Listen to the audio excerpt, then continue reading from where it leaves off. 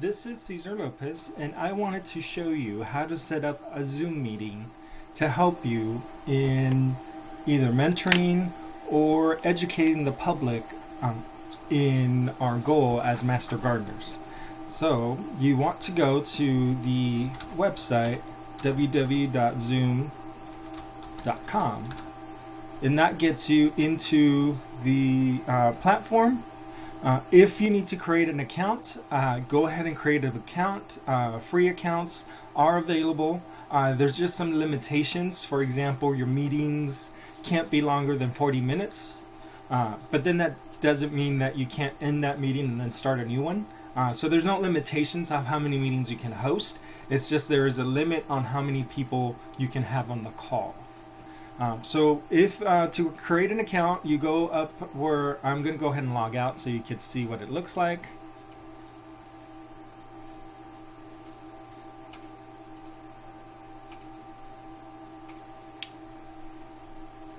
But you would sign up here on the left where it says sign up, it's free. Basic information, birthday, name. So go ahead and create that account so you have a username and a password. Then when you come back, you would sign in with that email that you used and the password you set up. If you sign up with any of these options, it makes it a little bit easier. So if you have a Google account or if you want to sign up with Facebook, it makes signing in a lot easier. So I use that feature. And then when you sign in, this is what your platform will look like. It will be a summary of your meetings. You can, these are the various other options that you have on the left. Your profile basically is your basic information. This is what you set up when you are creating your account. I do have a capacity because I actually bought the program. So here where it says capacity, it means how many people can you host. So it tells you how many people you can have on a Zoom. Because I have a license, mine does go to, I can host 300 people. And then it tells you whether you have a free account, I have a licensed account, and then what accounts you have linked, your time zone, and a couple of your preferences. If you ever want to change any of these, you would just click edit over here on the right, and you can make any changes to your profile as it stands. You can also add a picture by clicking this change, and then that way if your video is not showing, you at least are a picture of you will show up instead of just a blank screen. So I'd recommend you add a picture of yourself so that people can see in case you can't show your video feed. Under meetings, under this tab, it would show any meetings you have already scheduled, that you have planned. The webinar, depending on what kind of membership you have, you're able to do webinar, but most people use the meeting feature. Under recordings, you might have some recordings on file. You can record your meetings. That is a feature of Zoom. So people can refer to those webinars or those meetings later. Under your settings buttons, there's a lot of settings. So I'll go through some of the important ones. For example, if you want people to be on a waiting room, so when they log in, do you want them to go directly to your Zoom? Or do you want them to set up a waiting room and you let them in one at a time?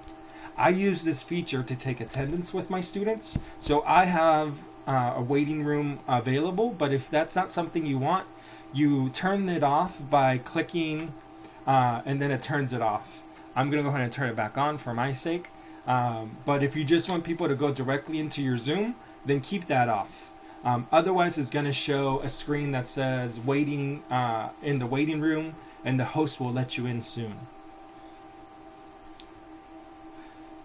You can customize your waiting room, like if you want a specific message for people to see, you can customize it. So, for example, because I use my Zoom a lot with my students, I do, and I take attendance that way. I have a little message for them to make sure their first and last name is being displayed so that I can take attendance with them. But you could do any message you want. You can change the meeting topic, and you can also include a logo here.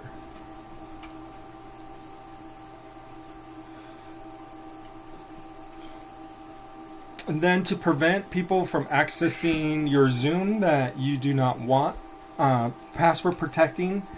So this is an option that you would provide a password to people and able to access the Zoom.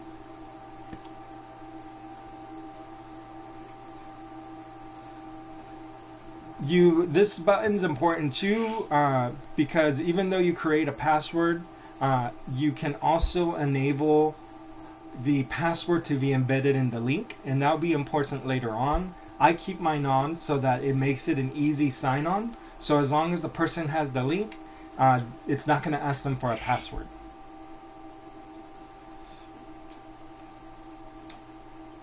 This one, if somebody's on a phone, they might be required to enter the password. Okay, other settings right here is at the start of the meeting, do you want the host to have their video on or do you want it off? Do you want the participants to have the video on or do you want it to have off?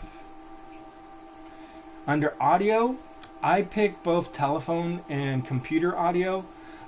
Essentially, how do you want your attendees to be able to listen to the Zoom call?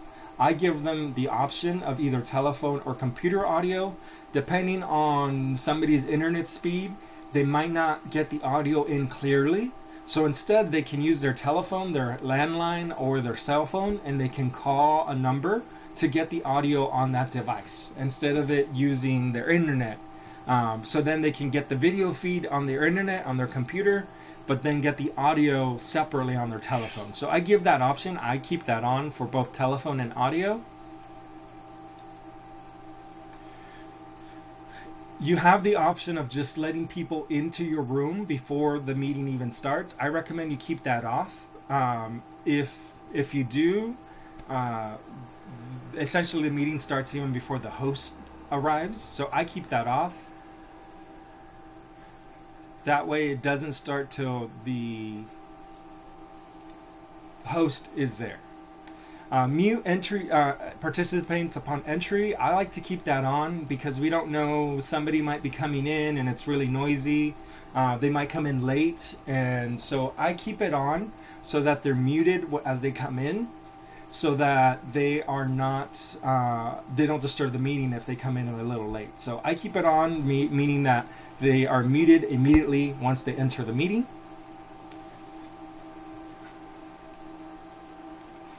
Here is the chat feature. So throughout Zoom, there is a chat feature where participants can submit questions or talk to each other through chat.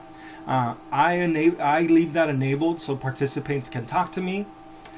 If you want to enable private chat, I have mine off because I teach high school and I don't want inside conversations to be happening.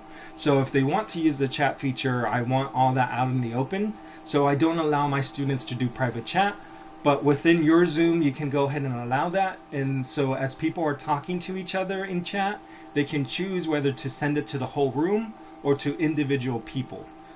So you turn that on by pressing that button and it moves over to the right. I keep mine off. You can choose to save those chats automatically by keeping this button on. If you plan to send some files over Zoom, I don't advise that. I keep mine off just to keep security of your computer. You can still use email and or collaborative tools to share files. I feel uncomfortable transferring files through Zoom. You can have co-hosts. So there is one person who sets up the meeting is the host. They're the one hosting the meeting. But if you have other individuals, other committee members, other leaders in the organization that you also want to be co-hosts, you want to turn this on so then the host can make them co-hosts throughout the meeting. Polling, if you want to ask some polling questions, just simple questions to poll your audience, that's an ability you have, so turn that on. And then for sharing screen, so that means can somebody share their screen so they can broadcast this to the whole attendees. I usually keep it as host, But if you do have other individuals that want to share as well, if you make them co-hosts, you can also allow them to share. I don't do all participants because I don't want somebody accidentally pressing the share button and then they're sharing their screen, and I just don't want to leave myself open to that liability. So I usually just leave it on the host. But then if you make people co-hosts, they can also share their screen. Annotation, if you'd like, you can use Zoom to annotate. So if you're sharing a screen and you need to highlight something or bring attention to something, there is a pen feature that allows you to annotate. That feature, though, is available to everybody, not just the hosts. So to me, it's a little distracting. So for my students, I keep it off and I use a different kind of program for annotation. But it's a little annoying when you're trying to teach a lesson and people are writing on the screen. So I keep it off. Your choice whether you want to keep it on or off.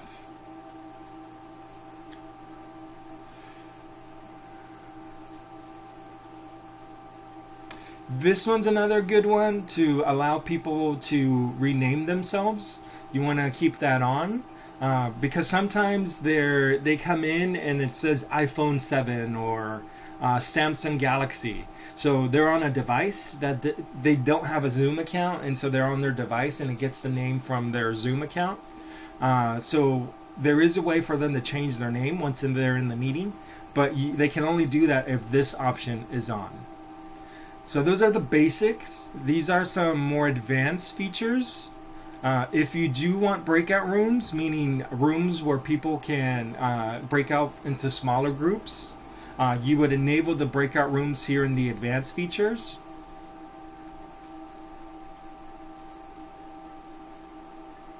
You can assign those breakout rooms ahead of time, but it doesn't. I usually do my breakout rooms while we're in the meeting. It's pretty simple. I hope to show you how to do that. Let's see. Closed captioning is an issue, is there, but it doesn't work very well because you have to go back and actually put in the closed captions yourself. So you're adding a little work to yourself. If you like to allow virtual backgrounds, this is where you would enable that. And then you can add any virtual background so that behind you, they don't see what's behind you, but an image. So because of school, I have a lot of school related images, but you can add as many as you want, well, not as many as you want. It has to be at least, you're limited to 10. So pick your favorite 10 images and you would upload them. You would choose files here. I'm just maxed out at the moment, so that's why it's not an option for me. But you would add your images there. So then you would have virtual backgrounds. Most Zooms are built in with the first 5. So you're always welcome to choose these. This one's like a 3D paradise beach, and then the aurora lights are there. So everybody has these, but you can add any other images that you like. Maybe your favorite vacation spot, maybe a picture of your garden. You can take a picture, and so the background can be a picture that you took and that you want to show off.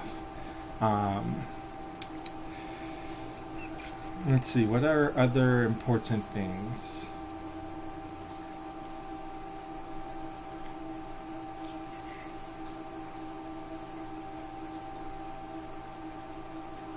Those are probably the most important features about settings that would get you to a nice productive meeting. So now I'm going to show you how to set up an account. So we'll go to our meetings page, so our meetings tab. So you can set up these meetings ahead of time, which is great for VMS or for scheduling with somebody, whether it be your mentor or your committees that you're working on. So you go ahead and you press this button saying schedule a meeting. Then it's going to ask you, okay, so what's the topic? So I am going to go ahead and schedule a meeting.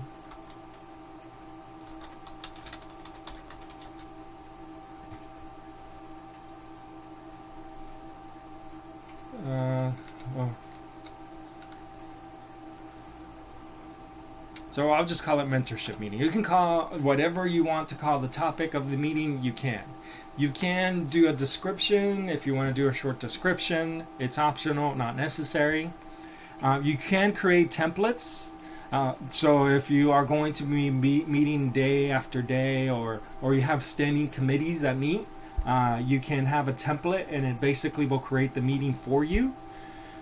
You choose which day you want to hold this meeting. So let's say, back in November 4th is going to be the first time the mentors are going to meet with their mentees, and they're meeting after class.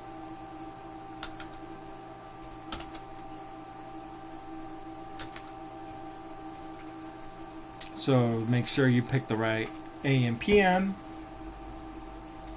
So 12:30 duration. This is where you might be limited if you have a free account.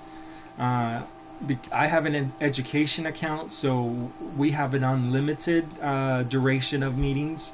Not that we want students to be on for a limited time, but this is where you would you can switch it to, if it's going to be just 30 minutes, for example, you would change it to 30 minutes. If it's going to be longer, then you can make those changes. I can't imagine a 6-hour meeting, but those are there. But then the minutes are broken down by 15-minute increments. But just because you put in a meeting for 15 minutes does not mean you can't your meeting can't run more than 15 minutes. So estimate how long your meeting's going to be. And try to honor that, especially if people have a short time that they can meet. Make sure you start on time and end by the end time. But like I said, if they does need to be extended, you can extend that time. Just also keep in mind that on the free accounts, it's about 40 to 45 minutes, the maximum time that you can have a meeting.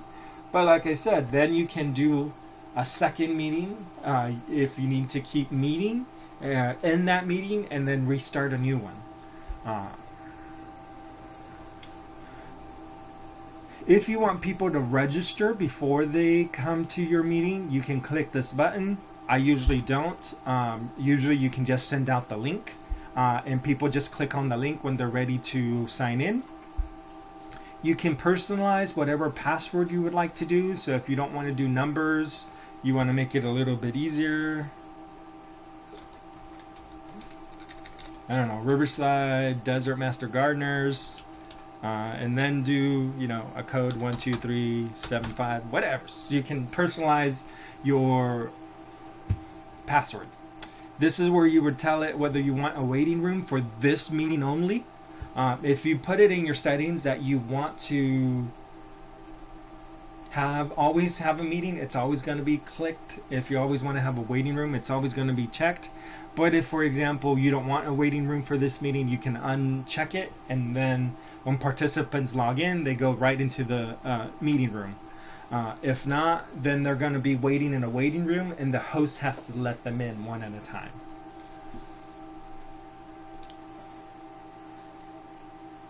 You can decide whether video is going to be on or off. I usually keep them on for everybody. And once again, you can decide whether audio is gonna, if people have the option of getting the audio through their phone only, through their computers only, or both. I use both so that if people have slow internet, they have that option of calling in for the audio.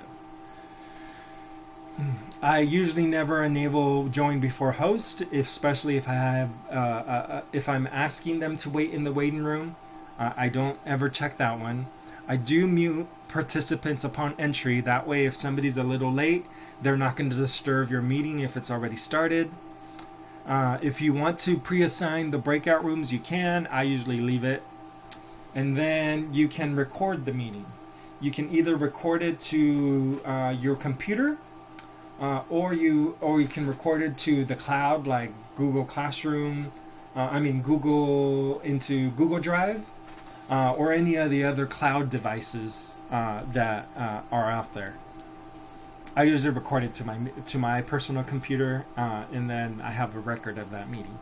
And that's really simple. That's all the steps you need to do to create a meeting, and then you just press save. and then it gives you the information of how to share.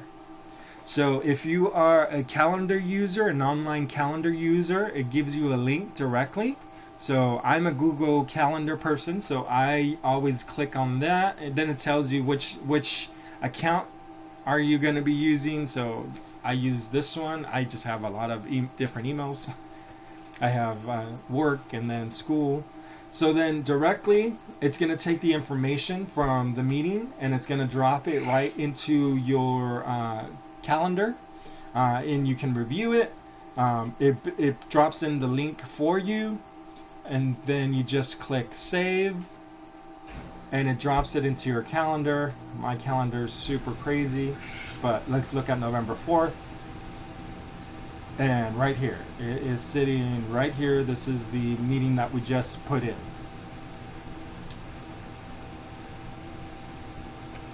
In addition, this copy invitation will bring up exactly what was posted on that calendar, and you can click this button, copy invitation.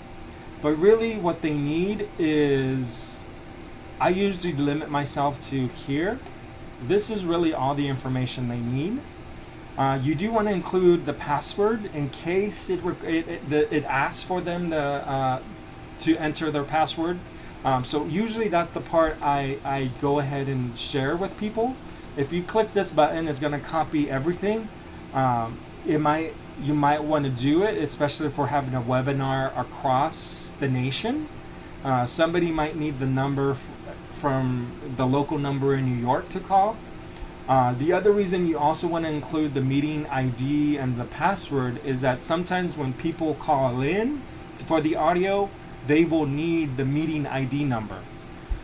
So you can either copy the whole invitation and it's going to copy everything, or if it's just going to be a local event, somebody that you're working with in a committee that's local, that's the essential information they'll need.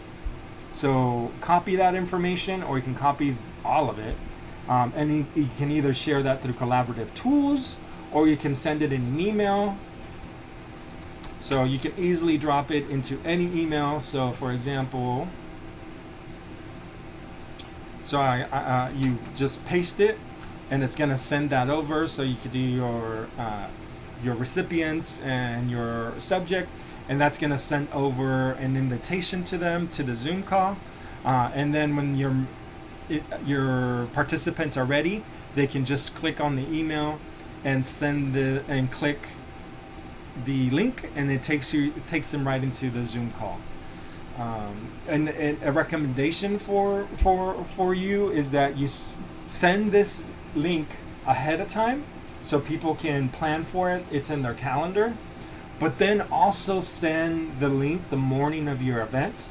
That way it's a gentle reminder to people, and then they don't have to dig through their emails to find the link. So my recommendation is send it ahead of time, but then resend it the morning of your event or a couple hours before your event to remind people, oh yeah, we're meeting today. But then the link is up in their email boxes, and they don't have to search for it. Same thing with collaborative tools. You can easily just add it to collaborative tools.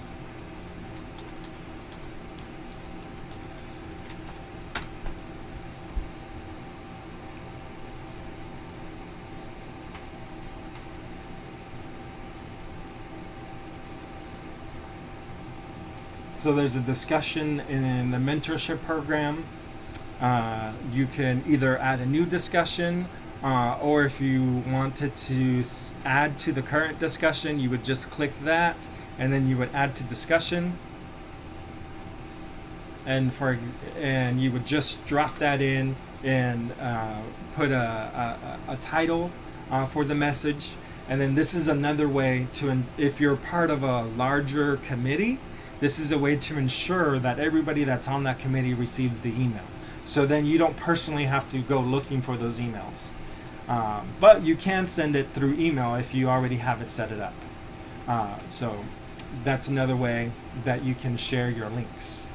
You can also post those links onto VMS when you have events. in the calendar, you can also post those links there. So if, for example, later on you're like, oh no, I need that information, I need the information to share the link, you can always go back into meetings, and it's going to show you what meetings you already have scheduled. If you press this start button, or this edit button, sorry, it takes you back to the original posting. And if you need to make any changes, you can. But then there's the invitation again. So you can go through that process and just save it again. And there you can get the copy invitations to get the links again. So just because you exit of it, it will save it under meetings. And you can always go back and get that link to post later on. Once you're ready to start your meeting, this is the button you would use. You don't have to, like, if you want to start your meeting at 12:15, you can. So these are just for people for scheduling purpose. So there's suggested times. You as the host, you can start your meeting at any time. So even though this meeting is not scheduled till the 4th, I'm going to go ahead and just start it so that you can see what it looks like. So then usually everybody gets this question, how do you want your audio? So I'm going to use my computer. And so full screen. So this is me. I'm projecting. I have a background. Today's September 11th. So I'm raising awareness of September 11th to my students. But you can go into the video option. For example, right where I think my little face is blocking it. But there is, can I move you? Yes. Here in this, I think most people are familiar. You can mute yourself, you can stop video.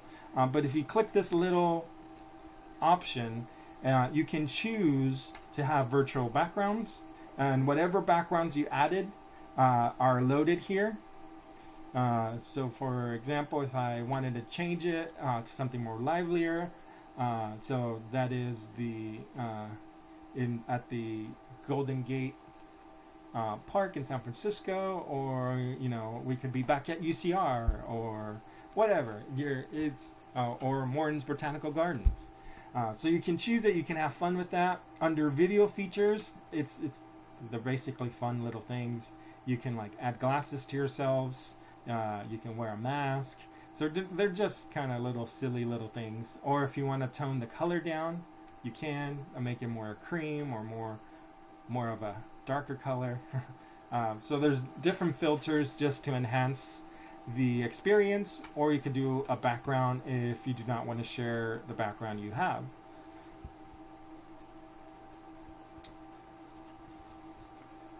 Down here under participants, I don't have any participants at the time, but this, if you click this, it will show everybody who's in the meeting, and then these little icons tell you right now I'm recording this meeting because I told it to record the meeting, so it will automatically record.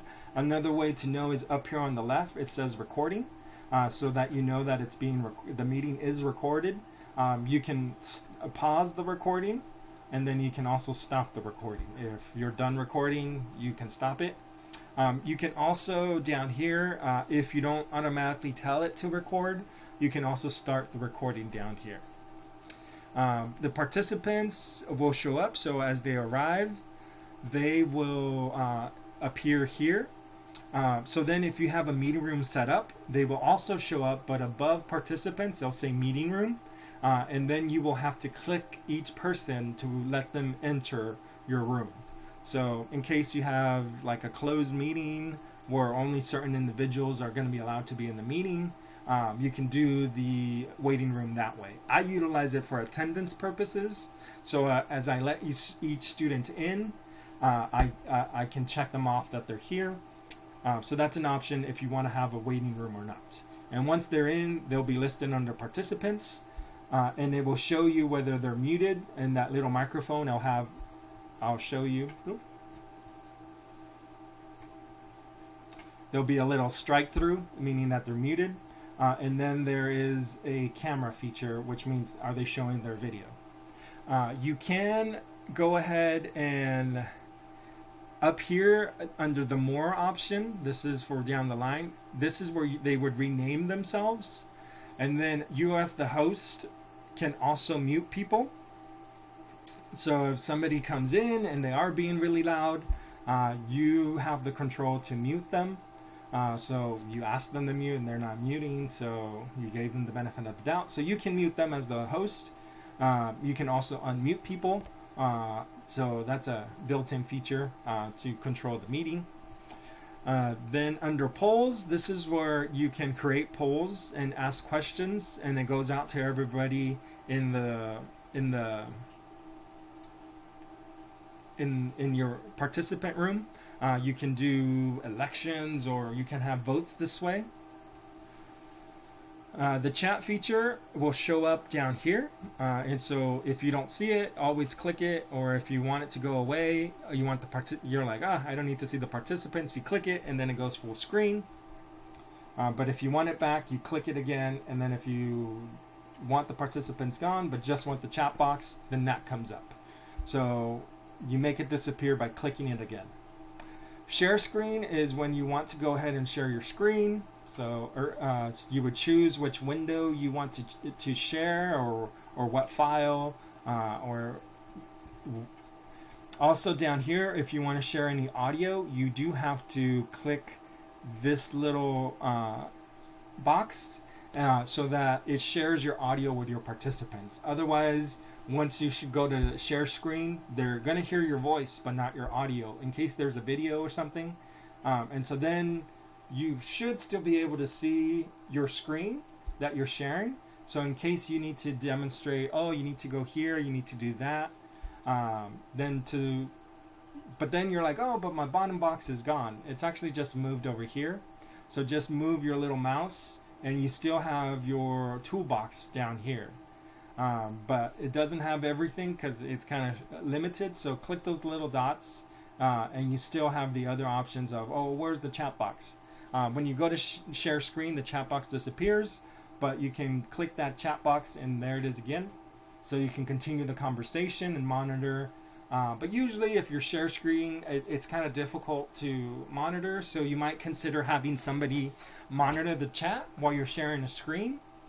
So we've seen that a lot in some of the lunch and learns and our veteran meetings.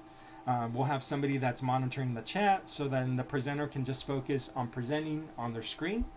But you as the presenter, if you're a one-man show like I am in the classroom, so I'm sharing my screen, I'm having students do their assignments, then they might still have questions, they might be a little shy, so they might use the chat box to talk with me.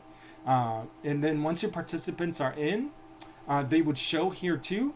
So in case you wanted, so sometimes like a student's late and I want to share with them a link to what we're working on, I will find them on the list and then I will select them, and then this is going to say private, meaning that that message is only going to go to them. So then I type my message,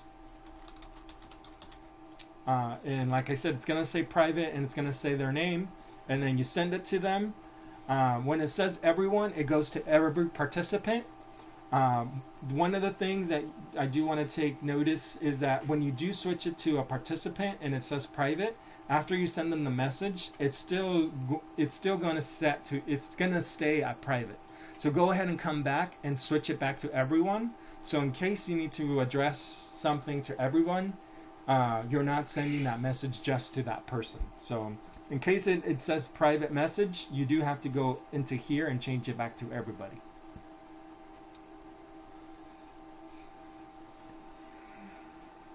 You can pause your share in case you just need them to just look at that page, but you need to quickly check an email or quickly go to another screen. You can pause it and they're only looking at that screen, but you're able to exit and go ahead and find that email that you are looking for. The last feature I want to share is these breakout rooms. So the breakout rooms are essentially, they're like small rooms for collaboration, for group work. So you can decide how many rooms you want. I think they're pretty much unlimited. but it will create rooms for you. So let's say you want 5 rooms. Depending on the number of participants, it will divide them out automatically. So let's say you have 10 people in your room. So it's going to put 2 people in each room since you are creating 5 rooms. So it's going to divide them evenly depending on the number of rooms you create. You can have the system automatically place those people into your rooms, or you can manually place the people in the room. So automatically is just, you just want people in small groups, you don't really care about the makeup, then choose automatically. But if you want specific people to be in specific rooms, you will want to do manually. And then you press create rooms. And if we had participants, they would show up down here, and you would click assign. But because we have no individuals, you would choose which room they're going to go into.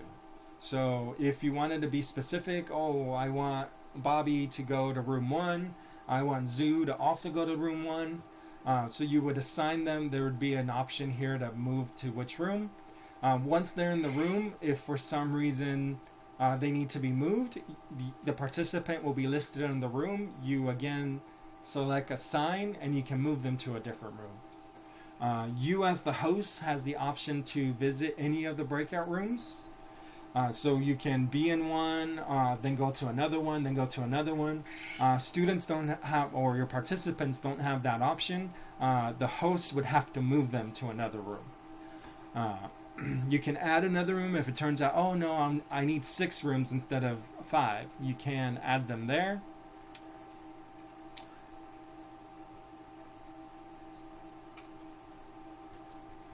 I'm going to stop sharing. And then other features, so there's the breakout rooms that we just went through, is this reactions. So people, if they want to go ahead and respond, something's presented, it's somebody's birthday, and it shows up when it's grid view and everybody's there, and that reaction shows up. Or if somebody just wants to give a thumbs up. Sometimes I've seen some presenters, if everybody's ready to move on, could you give me a thumbs up? So that's what they mean. They mean this reaction. You could either clap, oh, thank you for that presentation, thumbs up, or I really love that presentation, oh, that's so funny, or oh my gosh, I'm so shocked. Okay, so I hope that's a nice review of the Zoom features for you. If you have any questions, feel free to reach out. I utilize Zoom every day. By no means am I an expert, but I wanted to share this video for those of you that maybe haven't had experience hosting a Zoom chat. After everything's done, participants can leave the room. They can leave the room. There's usually a button that says leave meeting down here, and they can leave. Or you as the host, if you press this button, it's going to end the meeting for everybody. And I do that before I leave a meeting, especially because I have students and I just don't want them to carry on conversations without being supervised. So I tend to use this button, end meeting for all, and then that makes everybody log off from the system. So you click that. And then you end, and it gives you the option. Usually the participants will only have the leave meeting option. You as the host can decide, you can leave the meeting and leave everybody there.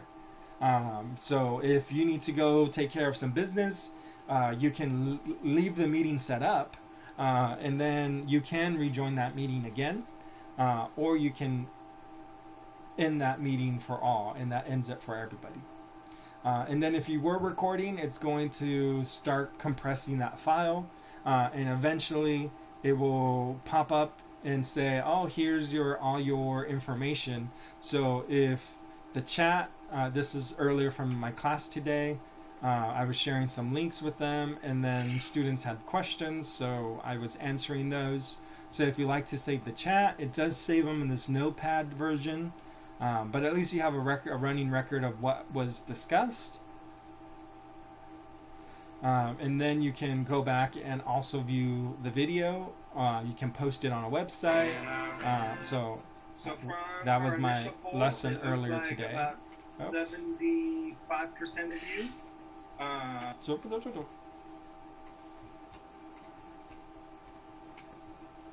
So you can review those recorded sessions you have with participants.